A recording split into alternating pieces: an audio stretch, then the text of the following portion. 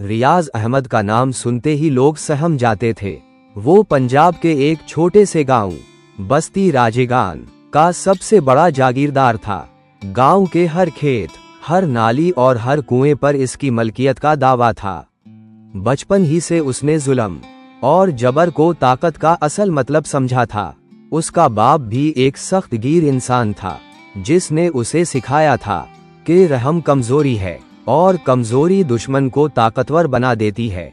रियाज के घर की दीवारें इतनी ऊंची थीं कि सूरज की रोशनी भी झिझक कर अंदर दाखिल होती थी। हर रोज सुबह नौकर कतार में खड़े होकर सलाम करते और वो बिस्तर पर बैठे हुए सिर्फ सर हिलाकर उनकी हाजिरी को कबूल करता। गांव के लोग उसके सामने झुककर बोलते थे और जो ना झुकता वो या तो गांव छोड़ने पर मजबूर हो जाता या कब्र में पहुंचा दिया जाता। रियाज का एक ही बेटा था, नोमान। बाप ने बेटे को भी अपनी ही रविश पर पाला। नोमान को बचपन ही से बताया गया कि इंसान सिर्फ दो किस्म के होते हैं, हाकिम और महकूम, और हम हाकिम हैं। लेकिन कहानी वहीं से बदलना शुरू हुई जब गांव के एक सादा दिल मजदूर शफीक ने रियाज से अपने बेटे फहद की शादी के लिए चंद दिन की छुट्टी मांगी। रियाज को ये नापसंद था कि कोई उससे कुछ मांग गए। उसकी नज़र में ये गुस्ताखी थी। उसने शफीक को सबके सामने थप्पड़ मारा, गालियां दे और नौकरी से निकालकर धमकी दी, अगर कल दोबारा दिखाई दिए तो जमीन में दफन कर दूंगा। शफीक खामोशी से वहां से चला गया, मगर अगली सुबह उसकी लाश गांव के तालाब से मिली। पुलिस ने मौत को खुदकुशी करार दिया और गांव वालों ने जबान बंद रखी। सब जानते थे कि ये काम रियाज के आदमियों का है, लेकिन कौन बोलता? फहद ने जब बाप की लाश देखी तो उसकी आंखें खुश्क थीं, मगर दिल के अंदर एक तूफान बरपा था।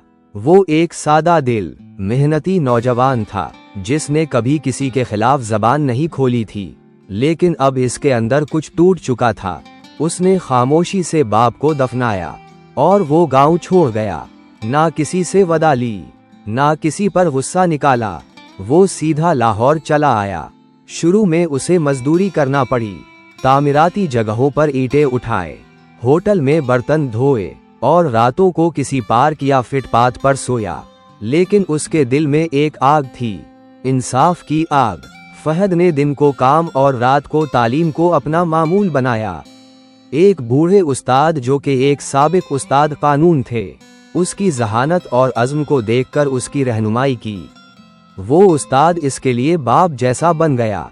कई साल की जिद्दोजहद के बाद फहद ने वकालत का इम्तिहान पास किया और एक मुतबिर वकील बन गया, जिसकी शोहरत ईमानदारी और दलीरी पर मबनी थी। उसी दौरान रियाज का बेटा नोमान एक मगरूर, लापरवाह और फजूल खर्च नौजवान बन चुका था। बाप की दौलत ने उसे बिगाड़ दिया था। शराब, जुआ और ताकत का नशा उसकी पहचान बन चुकी थी। रियाज को अंदाजा था कि उसने अपने बेटे को सिर्फ नाम और दौलत दी है, किरदार नहीं। एक दिन लाहौर में फहद को एक केस मौसूल हुआ। एक किसान की जमीन को ताकत के जोर पर छीना गया था और पीछे रियाज अहमद का नाम आ रहा था। फहद के दिल में एक झटका लगा। माजी की यादों ने उसे घेर लिया। उसने केस लेने का फैसला किया। ये उसके मिशन का पहला कदम था। फहद ने केस को हाथ में लेते ही उसकी जड़ों तक पहुंचने का फैसला किया। उसने पुराने रिकॉर्ड्स, गांव के सरकारी कागजात और जमीन के इंतकालात का बारीकी से मुताला किया। जल्द ही उसे पता चला कि वही अंदाज, वही दस्तखत, वही साजिशें जो उसके वालिद के वक्त हुई थीं, आज भी जारी है। ये सिर्फ एक किसान की जमीन का मसला नहीं था, बल्कि दर्जनों लोग ऐसे थे जिन्हें जबरदस्ती बेदखिल किया गया था।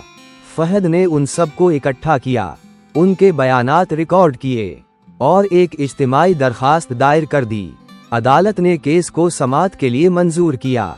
ये गांव की तारीख में पहली बार हो रहा था कि किसी ने रियाज अहमद के खिलाफ कानूनी कार्रवाई शुरू की थी।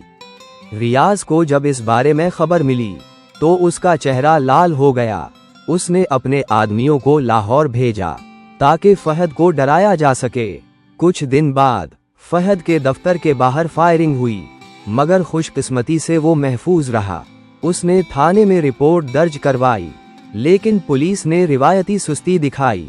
ताहम मीडिया को जब ये बात पता चली तो मामला शह सुर्खियों में आ गया। फहद ने प्रेस कॉन्फ्रेंस की और उसमें अपने वालिद शफीक के कत्ल का जिक्र पहली बार अवामी सतह पर किया।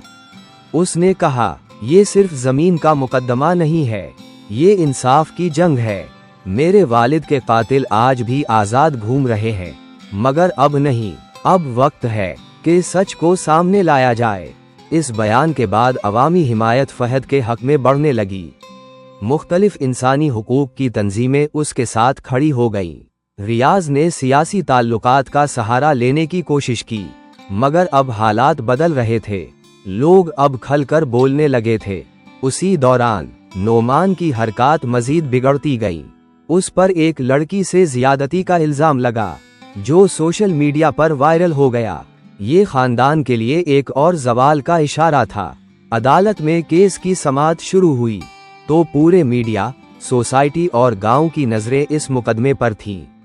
रियाज अहमद, जो कभी अदालतों को अपने नौकरों की तरह इस्तेमाल करता था, आज एक मुल्जिम के कटहरे में खड़ा था। उसका चेहरा सख्त, मगर अंदर से वो टूट रहा था। उसने कभी ख्वाब में भी नहीं सोचा था कि एक आम मजदूर का बेटा उसके खिलाफ अदालत में खड़ा होगा। फहद ने अपना मुकदमा एक माहिर वकील की तरह शुरू किया। उसने तमाम शवाहिद तरतीब से पेश किए। जमीन के जाली कागजात, बेदखिल किसानों के बयानात, रियाज के आदमियों की धमकियों की वीडियोस और सबसे बढ़कर अपने वालिद शफीक के कत्ल की नई तहकीकाती रिपोर्ट, जो उसने खुद तैयार की थी। अदालत में सबसे अहम लम्हा वो था जब शफीक के कत्ल के वक्त का एक साबिक मुलाजिम, जमील, बतौर गवाह पेश हुआ। वो कई साल दुबई में था और हाल ही में वापस आया था।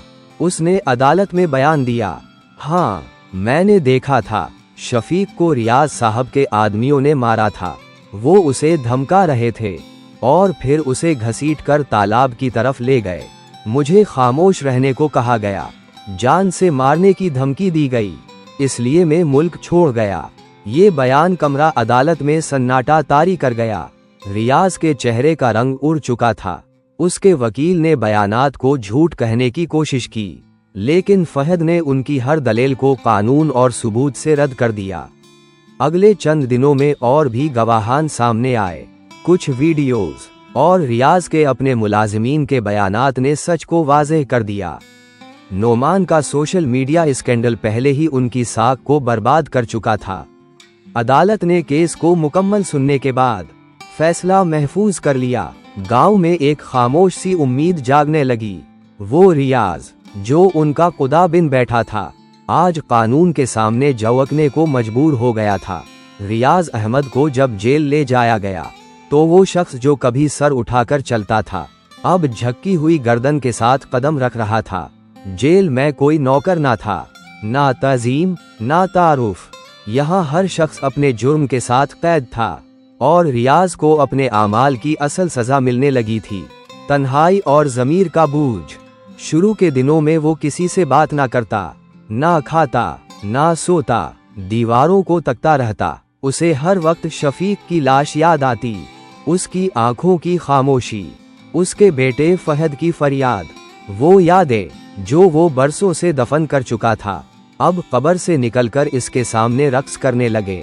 एक दिन जेल की तंग कोठड़ी में बैठा हुआ, उसने आंखें बंद की और धीरे से कहा, या अल्लाह, अगर वक्त वापस मिल जाए तो मैं शफीक को बचा लूंगा, उसके बेटे को पढ़ाऊंगा, जमीनें बांट दूंगा, किसी पर जुल्म ना करूंगा। लेकिन अब वक्त गुजर गया। उसी रोज फहद जेल में उसे मिलने आया। रियाज को इसकी आमद पर हैरत हुई। उसकी आंखों में अफसोस, लेकिन कोई नफरत ना थी। फहद ने कहा, मैं यहाँ बदला लेने नहीं आया, बल्कि ये दिखाने आया हूँ कि इंसान अगर चाहे तो अपने अंदर का हैवान दफन कर सकता है। आपने मेरे बाप को मारा, मेरी माँ को बेवा किया, मुझे यतीम किया, मगर मैंने आपको मुआफ किया, क्योंकि अगर मैं भी आप जैसा बन गया तो फिर फर्क क्या रह गया। रियाज के आंसू बहने लगे। वो पहली बार टूट कर रोया। उसकी आंखों में नदामत थी, पछतावा और शायद कुछ देर से जागा हुआ ज़मीर। रियाज अहमद ने जेल में बाकी जिंदगी गुजारने का फैसला कर लिया था। उसने कैद की तन्हाई को कबूल कर लिया और पहली बार खुद को एक आम इंसान समझा। जेल में वो दूसरों को नमाज सिखाने लगा, कुरान पढ़ने लगा और कुछ कैदियों की मदद करने लगा। वो अक्सर कहता, मैं वो शख्स हूँ जिसने इंसानों को ज़मीन समझा और ज़मीन को खुदा। अब मैं फ़कत खाक हूँ। कई साल बाद वो जेल ही में एक मामूली बीमारी से इंतकाल कर गया। उसकी नमाज जनाजा में कोई बड़ा शख्स शामिल ना था, बस 2 कैदी, एक मौलवी और जेल का दरबान। वो शख्स जो कभी सैकड़ों नौकरों का मालिक था, आज मिट्टी के हवाले हो चुका था।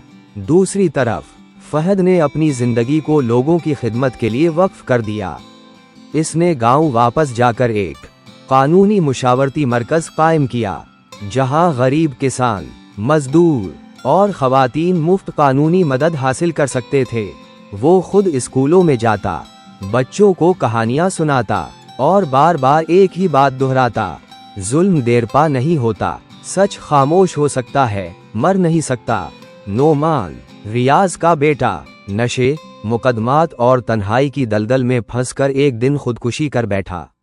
ये खबर आई तो फहद ने सिर्फ इतना कहा, बच्चों को दौलत दो मगर ज़मीर ना लूटो, वरना नस्लें बर्बाद हो जाती हैं। गांव में अब एक नया माहौल था। लोगों ने अपने हुकूक के लिए बोलना शुरू कर दिया था। जमीनों की नई हदबंदियां हुए और गरीब किसानों को उनका हक वापस मिला। मस्जिद के इमाम ने जुमे के खुतबे में कहा, ये मकाफाते अमल है, हर अमल का एक अंजाम है, जो जैसा करता है वैसा ही भरता है। फहद की माँ, जो बरसों खामोशी का पहाड़ बनी रही थी, आखिरकार एक दिन मुस्कुराई। उसने फहद से कहा, बेटा, तवो ने मेरा सर फख्र से बुलंद कर दिया। शफीक आज अगर जिंदा होता तो तुझ पर नाज करता। फहद ने माँ के हाथ चौमे और आसमान की तरफ नजरें उठाकर दिल में बस एक दुआ की, या रब, हमें जालिम बनने से बचा और मजलूमों का साथ देने का हौसला अता फरमा। आमीन। ये कहानी हमें याद दिलाती है कि मकाफाते अमल कोई अफसाना नहीं, बल्कि एक हकीकत है। ताकत, दौलत, असरो रसूख सब आर्जी है। असल ताकत सच, इंसाफ और नियत की होती है।